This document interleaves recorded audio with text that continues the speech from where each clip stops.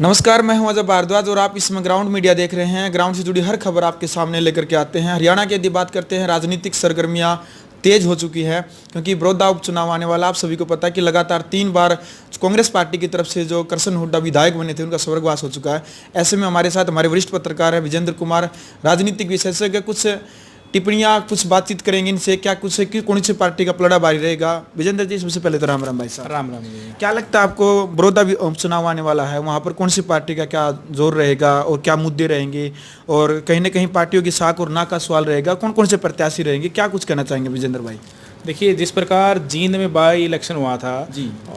पिछले साल जनवरी दिसंबर की बात करें हम, हम्म। तो उस समय पूरी सरकार जींद के अंदर बैठी थी। यहाँ पर पूरा विपक्ष जींद के अंदर बैठा था, तमाम राष्ट्रीय नेता यहाँ पर थे। बिल्कुल। उसी प्रकार बड़ौदा हलके में भी अब की बार ऐसी स्थिति हमें देखने को मिल सकती है कि पूरे हरियाणा सरकार, पूरे प्रदेश की राजनीति वहाँ तक सिमट जाए, क्योंकि 8 महीने ही इस सरकार को बने हुए हैं और 8 महीने के अंदर सरकार के लिए टेस्ट होगा कि क्या वो जनता की नीतियों पर खरा उतर पाई हैं, क्या बेरोजगारों के नीतियों पर खरा उतर पाई हैं, क्या आम जनता, किसान, मजदूर, कर्मचारी क्या सोचते हैं सरकार के बारे में, 8 महीनों में कितना काम किया। ये तो होगा उनके लिए टेस्ट एक तरह से सरकार के लिए।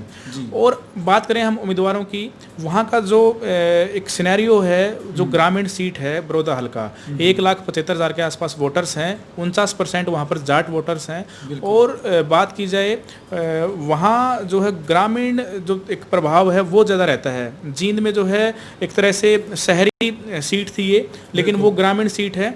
वहाँ पर जो प्रभाव है वो ग्रामीण वोटर्स का ज़्यादा रहेगा।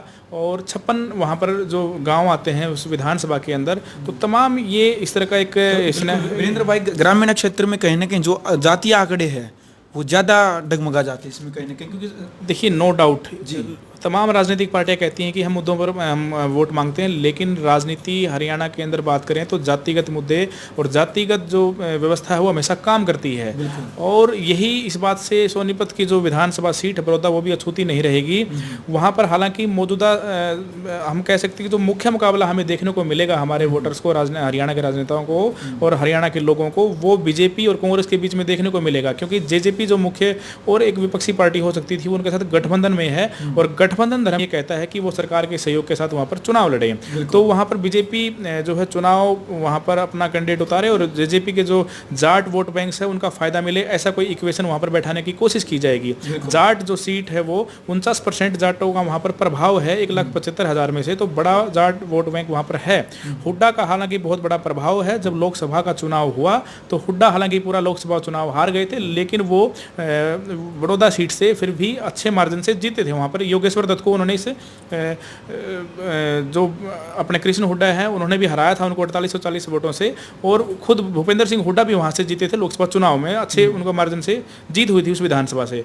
तो ये कहा, इस बात से नकारा नहीं जा सकता कि जो ग्रामीण सीट है वहाँ पर जो जाट वोटर्स है उसका फ़ायदा हुड्डा फैक्टर वहाँ पर काम करेगा। लेकिन ये देखना होगा कि क्या वोटर्स के लिए जातिगत मुद्दे काम करेंगे, क्या सरकार का अभी 4 साल का टेन्योर के करीब रहता है, क्या जो वहाँ के लोग हैं इस तरह सरकार के साथ जाएंगे कि भाई हमारा जो विधायक बने ताकि हल्के के काम हों, ये मुद्दे हैं वहाँ पर काम करेंगे। लेकिन फिलहाल जो फ़ायदा है वो हमेशा देखिए, जब बाई इलेक्शन होता है तो सरकार को फ़ायदा निश्चित तौर पर मिलता है। सारा मशीनरी, सारा सिस्टम, सारे राजनेता, मंत्री पूरा वहाँ पर एक तरह से अपना अपना संपर्क करके कोशिश करता है कि सरकार की साख बनी रहे।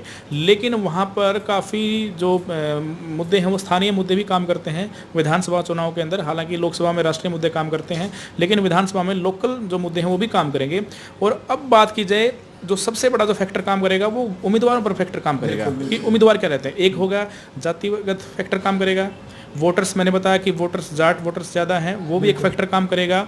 दूसरा, शेड्यूल कास्ट के जो वोटर्स हैं वो भी एक बड़ा, वो देखते हैं कि वो बीजेपी की तरफ जाता है या वो फिर जो है बीजेपी से वोट बैंक खिसका है, ये देखने वाली बात होगी। वो उम्मीदवारों पर डिपेंड करता है, उम्मीदवार बनेंगे वहाँ पर।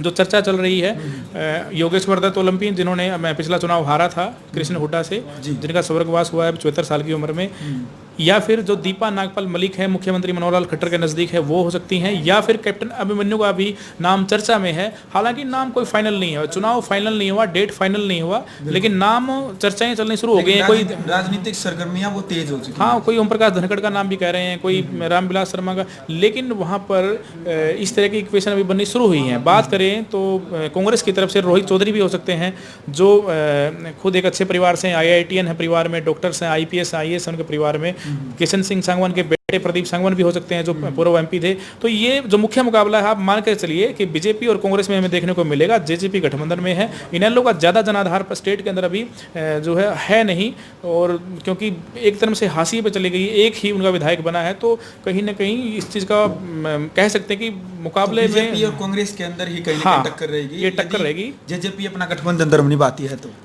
निश्चित तौर पर निभाना पड़ेगा, गठबंधन से बाहर नहीं जाएगी। और फिलहाल की बात करें तो फिलहाल वहाँ पर माहौल बनना शुरू हो गया है।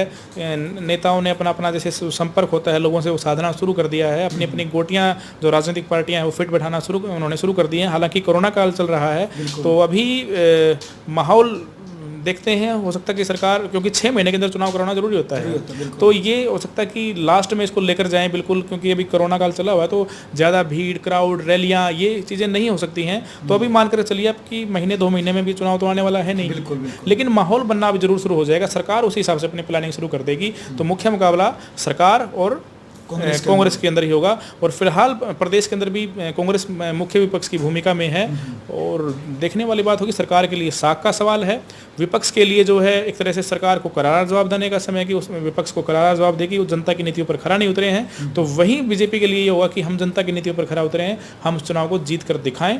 और आपको एक बहुत बड़ा हाई प्रोफाइल चुनाव देखने को जींद के बाद अगर मिलेगा हरियाणा प्रदेश को, तो ये बड़ौदा चुनाव मिलेगा, क्योंकि पूरी शक्ति लग जाती है चुनाव के अंदर, चाहे वो विपक्ष हो चाहे सत्ता पक्ष हो, और पूरी शक्ति जब लगती है तो चुनाव हाई प्रोफाइल हो जाता है। बिल्कुल। तो ये थे हमारे साथ वीरेंद्र जी, जो राजनीतिक विशेषज्ञ हैं। और यदि खासतौर पर हरियाणा की यदि बात करते हैं, राजनीतिक जो सरगर्मियां जो तेज होती है, तो ग्राउंड मीडिया की जो हमेशा ग्राउंड की रिपोर्ट होती हैं। अभी बड़ौदा की यदि बात करते हैं, वहाँ पर हुड्डा जो कांग्रेस पार्टी के पूर्व मुख्यमंत्री रहे हैं, उनका काफ़ी दबदबा रहा है।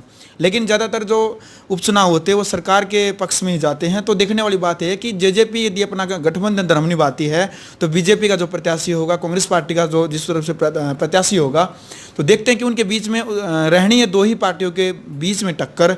तो ग्राउंड मीडिया की जो ग्राउंड की रिपोर्ट है, इसी प्रकार से हम देते रहेंगे। नेक्स्ट जो कार्यक्रम होगा फिर हम आपको बताएंगे कि कौन कौन संभावित प्रत्याशी, जिस प्रकार से अभी बताए। लेकिन प्रत्याशी जो होते हैं वो रातों रात भी बदल जाते हैं। ग्राउंड मीडिया के लिए जिनसे मजा भारद्वाज। राष्ट्र निर्माण की जानकारी के लिए ग्राउंड मीडिया चैनल को सब्सक्राइब करें और शेयर करें।